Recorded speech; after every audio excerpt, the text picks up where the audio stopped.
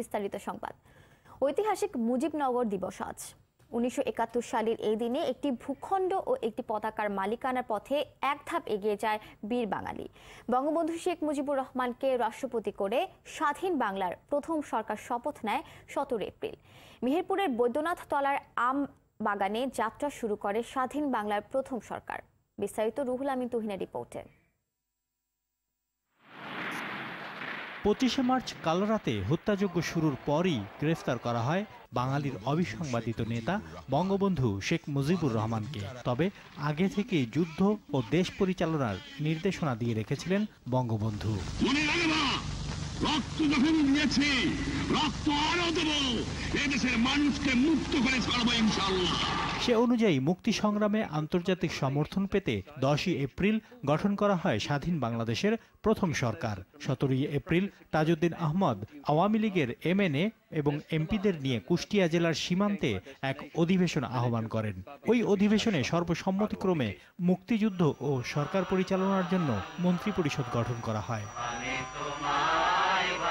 মেহেরপুরের বৈদ্যনাথ তলার এক অম্রকাননে শুরু হয় নতুন সরকারের দায়িত্ব গ্রহণের আনুষ্ঠানিকতা। বঙ্গবন্ধুকে রাষ্ট্রপতি করে শপথ নেয় বাংলাদেশের প্রথম সরকার। জাতির পিতার অনুপস্থিতিতে সৈয়দ নজরুল ইসলামকে করা হয় অস্থায়ী রাষ্ট্রপতি। প্রধানমন্ত্রী হিসেবে শপথ নেন তাজউদ্দিন আহমেদ। ক্যাপ্টেন এম মনসুর আলী, খন্দকার মোশতাক আহমেদ ও AHM কামরুজ্জামান মন্ত্রিপরিষদের সদস্য হিসেবে শপথ নেন।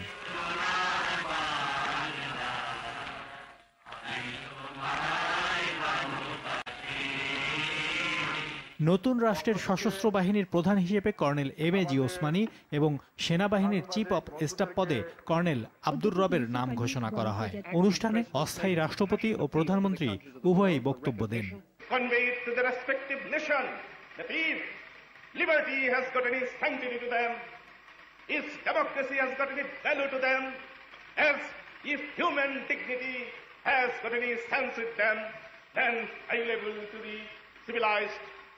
Governments of the world, big and the small powers, the Afro-Asian countries and to the European countries, to realize it, recognize it, to come to our help and to do something positive to elevate the misery of the unfortunate people of Bangladesh. গণপ্রজাতন্ত্রী বাংলাদেশ সরকারের শপথ গ্রহণের খবর দেশি বিদেশি গণমাধ্যম গুরুত্বের সাথে প্রকাশ করে।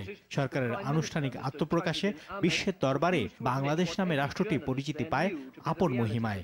অস্থায়ী সরকারের নেতৃত্বে বিজয়ের পথে দৃপ্ত পায়ে এগিয়ে যায় বীর মুক্তিযোদ্ধারা। রুহুল আমিন তুহিন, RTV।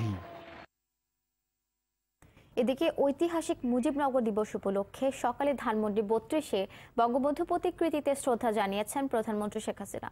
শ্রদ্ধা জানিয়েছেন আওয়ামী লীগের সভাপতি হিসেবেও। এ সময় বিএনপির সংসদে যাওয়া গণতন্ত্রের জন্য ইতিবাচক বলে মন্তব্য করেন তথ্যমন্ত্রী ডক্টর হাসান মাহমুদ। মারুফ রেজার রিপোর্ট। ঐতিহাসিক এ দিনটি শুরু হয় জাতির জনক বঙ্গবন্ধু শেখ মুজিবুর রহমানের প্রতি শ্রদ্ধা নিবেদনের মধ্য দিয়ে। শুরুতে শ্রদ্ধা জানান বঙ্গবন্ধু কন্যা প্রধানমন্ত্রী শেখ হাসিনা। পরে মন্ত্রিসভার সদস্য ও দলের সিনিয়র নেতাদের নিয়ে ফের শ্রদ্ধা নিবেদন করেন আওয়ামী লীগ সভানেত্রী। এ সময় বিএনপির মুজিবনগর দিবস পালন না করা নিয়ে প্রশ্ন তোলেন তথ্যমন্ত্রী ও আওয়ামী লীগের প্রচার সম্পাদক হাসান মাহমুদ। কথা বলেন বিএনপির সংসদে যাওয়া না যাওয়া প্রসঙ্গেও। বিএনপিকে কখনো এই দিনটি পালন করতে আমরা দেখি নাই।